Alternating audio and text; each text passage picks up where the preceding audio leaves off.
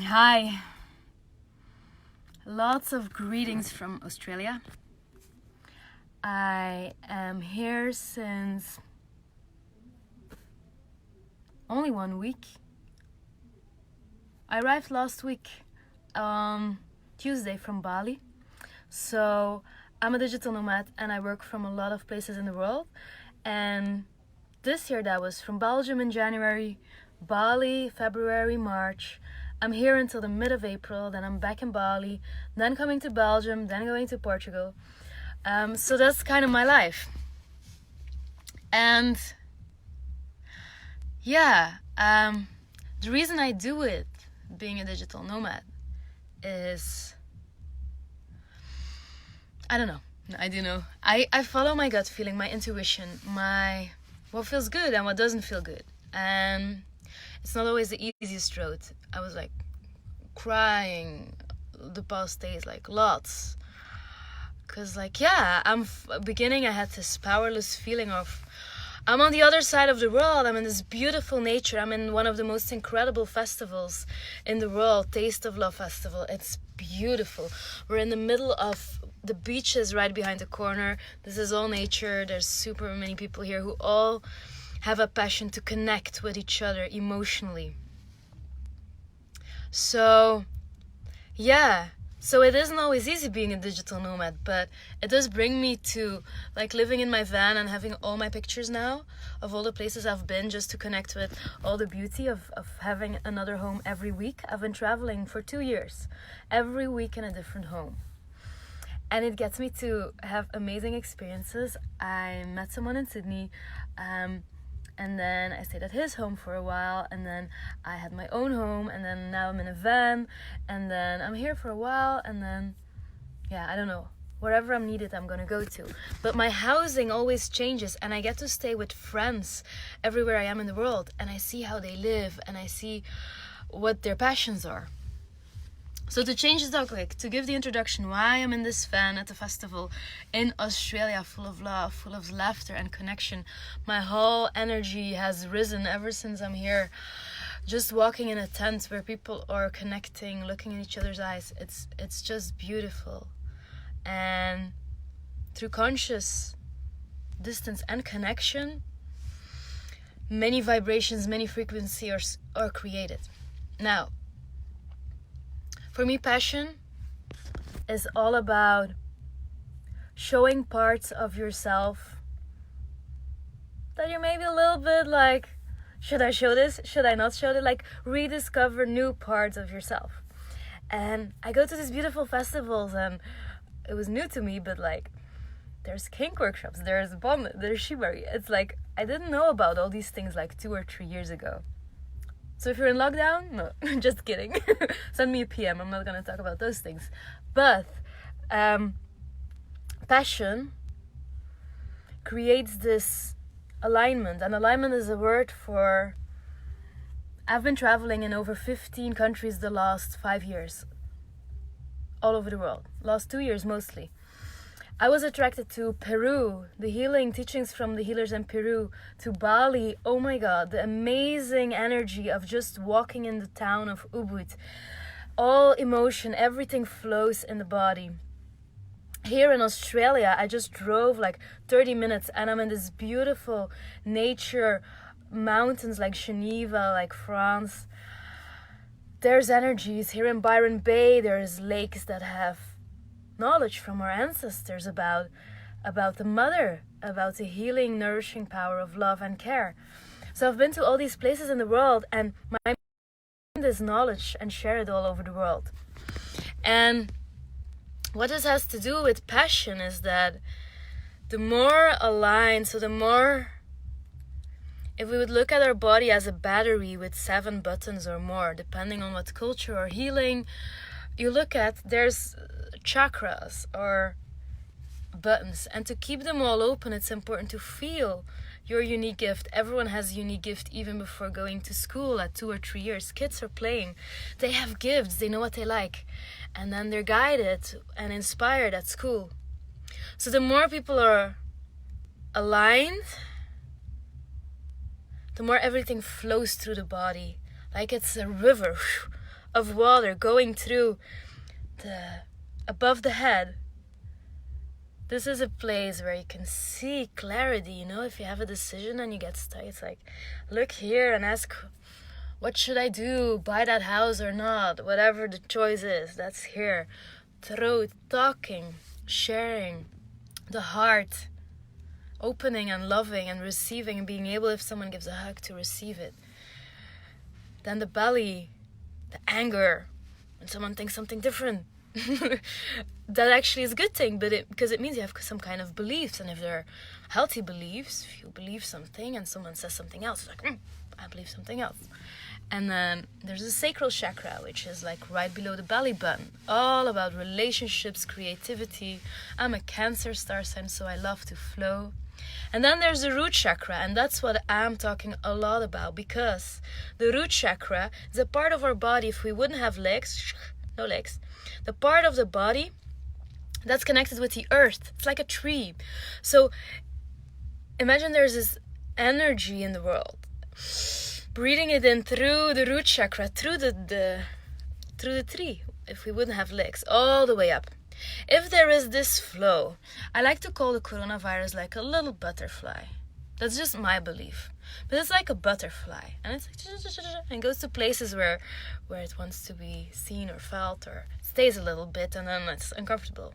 So I believe with this river, and I'm sharing it in a very story-like way, but there's super much research, but that's the people I connect with. I'm more like the storyteller. So when I'm around it and I feel like, oh my God, my thoughts are going in anxiety and this virus, sharks, I see it as a little butterfly. And I'm like, why not keeping this river simple and flowing? So what do I need to do to keep this river flowing? And then I ask the next question. And that's what I'm teaching a workshop about tomorrow. Total different context and not about butterflies. But what is passion? In the workshop tomorrow, we're going to do 3 exercises. And the first exercise is take everything of what we learned here. These are the most impressive tantric teachers from all over the world here in Australia. And they are all sharing ways of connecting in a new way. And I can feel my heart now, for example. So this is what we do here. We talk, oh my God, I feel my heart. What do you feel? Oh, I feel my throat. Oh, I feel my third eye. So we talked, we connect, we dance. There's music, there's cacao ceremonies, there's playing with vibration. And vibration is another one of those, what's that word? Like 3 or 4 years ago, I was like, what? Vibration? No, what is it? A vibration is actually, and I'm just sharing and talking before I'm going to bed. I just wanted to share something so I get in the right mindset to teach here tomorrow. So I'm talking about sex and money, but I'm also talking about vibration. One of my big teachers is Einstein. And there's this science called quantum physics, which in essence says every study being done has an effect of the person doing it, the observer effect. So that would mean the same study done by 2 different professors would have different results, which is quite, how is that possible? And the explanation came via Einstein, because he said, yeah, there's different realities. Like, for me, a different reality is I was in Byron Bay today and all the shops are open. Everyone's almost singing and dancing. The music is on in the cafe, everyone's talking. And then I would connect. And in other countries, like, everything's closed. So there's different ways of addressing something similar. And those are called realities and vibrations. And I don't know if I'm explaining it with the right words. But what I want to share related to that passion is that if the body is this waterfall where butterflies, you don't want in your body, you don't want them to stop there, it is by showing a passion. So what we'll do in this workshop here tomorrow, which is about sex and money, is like, what was the thing people here for a week and a half, what did they remember most? We're going to go in a deep meditation. We're not going to use the automated brain or think. We're going to go and feel, and then suddenly, boom, one moment will be seen or a voice will come, and the most beautiful moment in the festival. I see my moment right now, but I want to keep it for me. And then that moment, the question is, how can that moment be brought, if something is learned in a festival or a teacher course, how can it be brought to the outside world and be made a habit? Because if it makes someone feel good, we should do more of it, because then this river will flow more. That's passion, showing yourself all sides. So then tomorrow we're going to look at what is this moment, and I will help people visualize bringing this moment to friends, to family, to loved ones, and showing a little bit. It's like suddenly one day to the next you become a painter, and you're like, oh my God, my family's going to be like, you've never painted in 30 years and suddenly you're painting? You can't be a painter. So you're going to be like, oh my God, what are people going to think of this new passion, of this new purpose of mine? So in this workshop tomorrow, we'll talk about what is a passion. In the book I wrote in Belgium, it's coming out worldwide in 2 months. I also talk about moves or brain orgasms, because doing something new you've never done before, it creates like a poop, something here in the brain. And if you've done something for 30 years, like every morning you eat sandwiches, then it's like maybe like this. And I'm totally exaggerating because it's non-visible, but if you've eaten sandwiches for 30 years, it's like this. And then suddenly you stop eating sandwiches because you get gluten-free. My story, I loved sandwiches. I had to eat gluten-free for my health. Boom. And then I kept falling back, like, I want sandwiches, it's good for me. And so I kept like going front and back, until this new one was like, I've eaten more and more gluten-free bread and less sandwiches because it wasn't good anymore for me. So the brain changes, and we call this brain orgasms, because an orgasm is an explosion of energy, something new. And that's what we do a lot in these tantric festivals. It's looking to make your whole life orgasmic. You take a spoon, you eat a little bit of pudding, and it's like, oh my God, that's the best pudding in the world, as if you've never eaten pudding before. So passion is this feeling, like doing something new for the first time. And also in relationships, it's like when you're with a partner, every single time it's like you see them for the first time. That feeling of, wow, not knowing what's gonna happen. So tomorrow I'm sharing, and thank you for the likes. I'm just talking. But tomorrow I'm sharing a workshop on sex and money, and I still feel there's like, in my opinion, like, sex and money, a heavy vibration, but it can be brought so beautifully. So in this workshop tomorrow, we will make moves, brain orgasms. So I'll ask everyone participating, what was your favorite new thing you did the last week? What's your passion? And how would your people in your surroundings react to it? And then we go to the second part of the workshop. It's something I've never done before. I've been talking in high schools, universities, with financial directors, with all kinds of people in companies. So I'm very used to being very business topic minded, presentations, logic. Tomorrow I'm going to throw it all away and do it totally different. And we're going to use a non-sexual way of what is called shibari. Shibari is using rope to tie and to get another sensations. It's like, yeah, there's different way of kissing and touch, and shibari is using rope. And maybe I'm inspiring people in lockdown now to start using rope. Maybe if you're bored, it's something you can do. But to me, I learned it 2 years ago in Bali. Someone told me, you want to go to a shibari? And I was like, what is that? And it was by Intimacy Unleashed and Yaniverse, and oh my God, it was so incredible. The love they shared through roping each other. I was like, that's such a cool play, as if 2 kids, 5-year-olds, no, with all, it's beautiful, it's elegant, it's but it's a play and it's fun. So in this workshop tomorrow, I'm going to show how the brain works with a beautiful colleague teacher here at the festival, and we'll do a little shibari scene. And it's going to be like, imagine you're in a company, and I'm going to take a real life situation. I'm a CEO of a company, I'm working with a lot of people, and I'm getting a bit stressed. Yeah, story of my life. I do get stressed all the time. And so in the afternoon lunch, I'm meeting this colleague who does shibari, who does this rope thing. And I know, like, if they hold my hands or they tie me in a specific position, it's like Yin Yoga. But I don't have to do anything myself. So it's good for me being lazy. Yin Yoga is a way of yoga where you go in a pose and you keep it so the body relaxes. Yeah, Peter, you know it. Shibari is a great surrender practice. It's super good for the immune system. And yeah, I can just, every time I do a session, and usually it's non-sexual shibari, it's like my partner and I have very much luck to be surrounded by people that are very skilled in this. So they actually observe my body and they see what's stuck, maybe my neck, and then they will use rope to get me in a position that's usually not comfortable, but afterwards it feels really good. It's like really like an hour Yin Yoga practice. So we're gonna do this tomorrow. I've never done this before, but the link with behavior is, imagine we're doing this and there's a little meeting room and other colleagues are passing by and they look in the room and they see, oh my God, they're roping. What are the thoughts that are going to come up? And there's 5 categories of thoughts, and it's called behavior change. And I can't explain all of that right now, but it's the basics of the methodology we're using to prevent disease in cities and companies. So that's the second part of the workshop. I will also be launching a webinar based on the workshop yesterday. Not sure how I'm going to do it, so that everyone can watch it online too. Because this is the moment I learned this knowledge, is the basics of marketing, is the basics of psychology. I really understood why I was able to motivate myself to do some things and others not. So I got total control of my life. And I was able to prevent disease. I was able to prevent how I felt, not prevent how I felt, but understand why I was feeling things, why I was thinking things, and how I could manage it.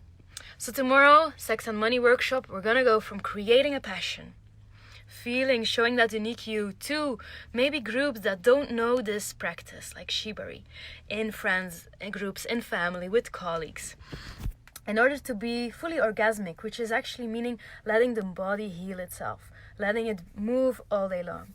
Then we're going to go to a small shibari exercise where, we'll do a little bit of healing bondage so I can get into the parasympathetic nerve system, which is a nerve system we need to get in for healing. So if you've been feeling a lot of anxiety, I was feeling a lot of anxiety on Thursday and Friday when I heard about the lockdown in Europe, and I was talking to so many people and I heard their voices, and I felt my whole body shaking. I was like, oh my God, this is intense. And so, what I did is I walked barefoot in nature to get that electricity out of my body. I talked to people who have very high vibrations, who are very calm. I share my thoughts, I share my fears, I cry, and then it's out. So shibari is a good way of getting into that parasympathetic nerve system, which is necessary. It's the only system that helps with healing. The other system is more for action. And if you're a lot, and I'm a lot often in doing things and traveling and getting this van. I've never driven a van before. I got stuck in the sand this morning. My cards didn't work today because the bank didn't work. And I kind of have quite some stress, even though this life looks very glamorous, and it is. But so when I'm under a lot of stress and extra stress comes up, anxiety can come up, and then it's good to go to that parasympathetic nerve system. So in the workshop here tomorrow, Sex and Money, we're going to go from finding that passion, moves, brain orgasms, towards doing a shibari practice to get into the parasympathetic nerve system, to then ask all the participants what they were thinking. And they might be thinking like, you're using ropes in a business setting. My neighbor is doing weird things. So we're gonna have a look at the reptile brain, which is a part of the brain that is responsible for creating a little bit of fear, but it's good. Because I remember myself, when I get into this really beautiful vibration of love and happiness and connection, I think I can do anything. Maybe you know that feeling I can do anything. I can just fly. Whatever I want to do, it's gonna happen. And often it happens, but sometimes I could be I remember being in Portugal and I was so happy with life, and I was sleeping in my car a couple of days and work, everything was going perfectly, and I saw the ocean and I felt like I was the clouds. I felt so much peace, and I was like, I think I can fly. And then it's good to have this reptile brain, which is a brain created through evolution, to give some thoughts. I was like, I could hear it. I was like, I don't think you should try flying. And it was because I was very, very conscious and aware, but I really felt I feel so, it's on a 3 or 4 meter high building, oh my God, I can so do this. And then it's good to have the reptile brain, this is 3-4 meters. I think you can do 2 meters. You've never done more than 2. You should try 2.5 first. So this reptile brain is actually, if you these people are always negative, or it's is the reptile brain working? So people doing a lot of new things often have a lot of the reptile brain working. It can be ignored, but I kind of like working with it. So tomorrow in this workshop about sex and money, we're going to find our passion, find what moves brain orgasms are. Then we're going to do a little bonding exercise to get into peace so the nervous system calms down. And then I'm going to have everyone write their thoughts, and we're going to group it in 5 categories based on the model of behavior change. You can look it up. It's a bit too much to share right now because I'm getting tired. But thank you for watching. And to end the workshop, we're going to talk about value. And there's a lot of things happening, actually. I see so many companies now with this whole virus, and there's so many different reactions. And I really admire companies like Airbnb and the flight, and like that are very proactively communicating. Like there's a couple of ways of dealing with it. I think there's 3 levels of dealing with. The first level is like businesses who are like trying to fix and hold everything like today. And honestly, I don't really like that, but it's more like, oh, because of the virus, we cannot help you right now because we're organizing. Yeah, damn, but yeah, I don't have money now because I can't take money. So it's kind of like, that's a level. It's like one of the 3 levels in businesses in this whole crisis is like they need to rearrange themselves and they can't handle. And I'm guilty too. Like I had to cancel one meeting today because I'm focused on other stuff. But then there's other ways. But there's a second level, and that's companies like, okay, we'll everyone who couldn't fly will get their money back. Or like Airbnb says cancellation policies are okay. This is a huge cost. I mean, companies who don't have reserves are going to go bankrupt because they have to pay everyone back. So it's a next level of companies servicing their customers. But there is a third level. And I love that level, and it's actually companies who are taking the next step. It's not companies just saying, oh, we're helping people to work at home and organizing their basic services. It's not like refunding the customers. It's the next level. It's making sure the basics are done, refunds are done, but going on top and seeing from their needs what they can do. And I know an entrepreneur in Belgium, he's amazing. And he works with 700 doctors, and they're on top of that opening of 24/7 assistance line for doctors to call in. That's the top number of service, and those are the companies I love working with, especially in these times. So the third exercise we're doing tomorrow about sex and money is finding the passion related to being orgasmic, to being healthy, to shine, connect with other people, and then to share value. If you do a new job tomorrow, what's your value? And many people I see, especially in the well-being sector, they think if they were always like, I see CEOs who want to work in well-being, they're in our tribes. I see 20-year-olds, 55-year-olds. I see people with an MBA. They're all in our dream job community. And everyone kind of thinks, yeah, but I used to be good in management and I'm now going to well-being, so I have to start over. But that's not true. The skills, the brain skills have been trained. So tomorrow we're going to do an exercise about what am I offering as value to the world, and business is somehow conditional. I give and I receive, and we look for a fair price that feels a value. So we're going to do a whole exercise with the whole crew here, and to look at what value do I feel comfortable with, because I see many people in well-being have this belief, and I had it too, like, I'm doing what I love, so I shouldn't be paid for it, because the fear below that is actually, if I'm paid for it, I won't do what I love anymore, because it seems like it needs to be a split. And once I got over that belief, and it's incredible, because like for my business, people who join us and who pay for a course, they know exactly, and we share, it's something new now, so we share exactly what they contribute to. So they contribute to giving people work, teachers in our course, to our marketing team, which is also 1, 2, 3, 4 people, and all the photographers around the world. This is contributing to R&D. We're developing apps, so every customer who joins us contributes to more and more people who are working in their passion. So it's actually passion creating passion. So that was a bit about a whole Facebook Live about this workshop I'm doing here at the Taste of Love Festival in Australia. It's every year. I flew back to Australia, and I knew it was in this time period. I was here 2 years ago, and the beauty of connection is such a healing power. The emotional release, allowing every energy and motion to be freed, is beautiful.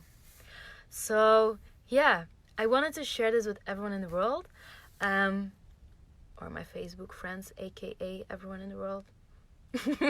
Thank you for watching. If you have any questions, what we'll be doing with Move It, and I shared about the 3 layers of businesses, like getting the operations settled and then refunding the customers, and then the 3rd level, we're really trying hard, although we're 5 years in existence, to be this high level organization too.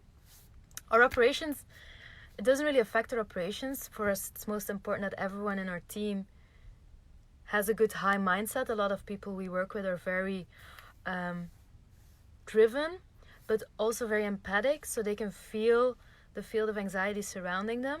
So sometimes when they're in and that's me too, when I'm in a city, even in January when there was no virus, if I'm too long, sometimes I need to cleanse. I need to go in nature just to cleanse myself. And then we have other people and they're like, I'm gonna go to Italy. They're needing me most. So for me, it's most important to make sure everyone's okay. 2nd level, we don't really have refunds. The opposite, there's more work actually, but we want to go to the 3rd level. So we'll be launching the app we make for companies that companies and cities pay for.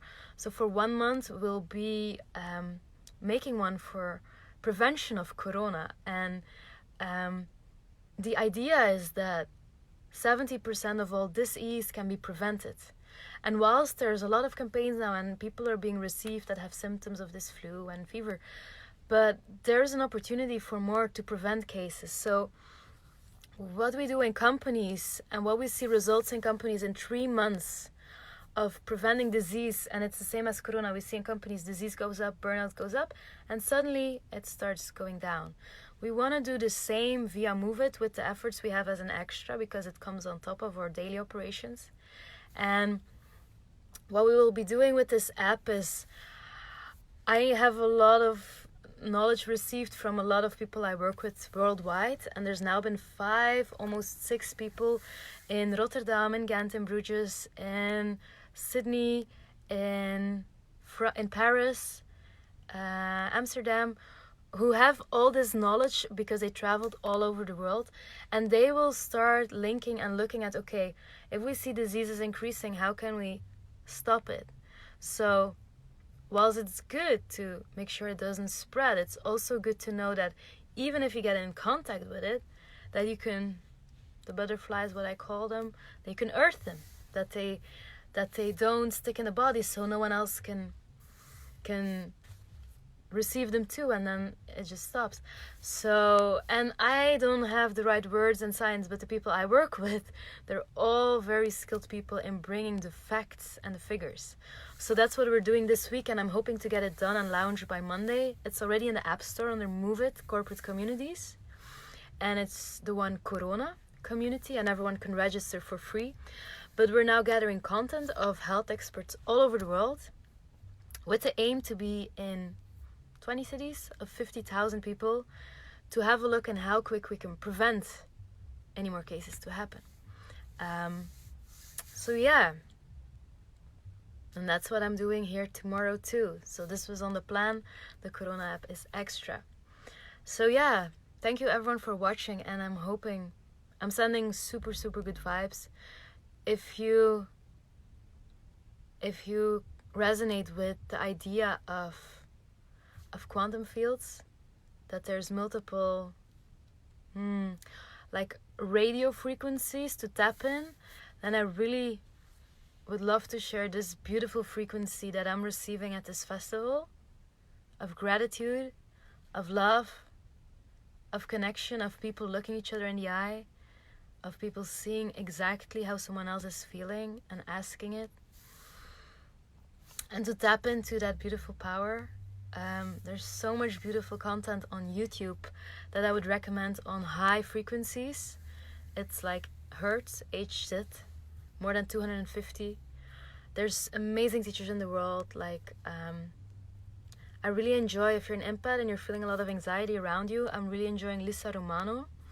She has this episode on Corona, and I like to get in the facts and figures, and she gives some rational things about Corona.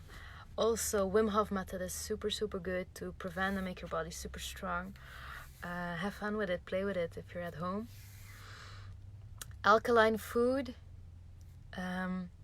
We did a company project for 3 months, and we saw a decrease of disease after 10 years of increase because we started peeing. We let people pee if they wanted to, and we checked the pH. So I'm putting a lot of terms, but we're going to explain more later. But if the body is alkaline, if your body has a pH, so it's what's the pH? It's chemicals. Then it's hard for disease to enter the body. So look it up. Acid alkaline, it's called. Again, I'm not the expert. I'm lucky to have knowledge to all of these experts, so I know all the terms and I understand it, but they explain it a lot better. I'm good in explaining topics like sex, money, passion to profit, how to make a business case, how to get a return on investment, and then I bring in their knowledge. Sending a lot of good vibes, and an online field that will be supported by the app of beauty, of inspiring each other with beautiful habits. Oh my god, I'm gonna cry. I'm seeing all your names. It's cool. I'm on the other side of the world. But it's only one flight away. So, yeah. See you all next time. We're gonna maybe do a bit of a podcast the upcoming weeks, sharing some tips and tricks of the people I've met. To create a beautiful time of healing and prevention, and to show the power of the body and the mind. Sending lots of love, and all questions welcome. From my heart to yours. Bye.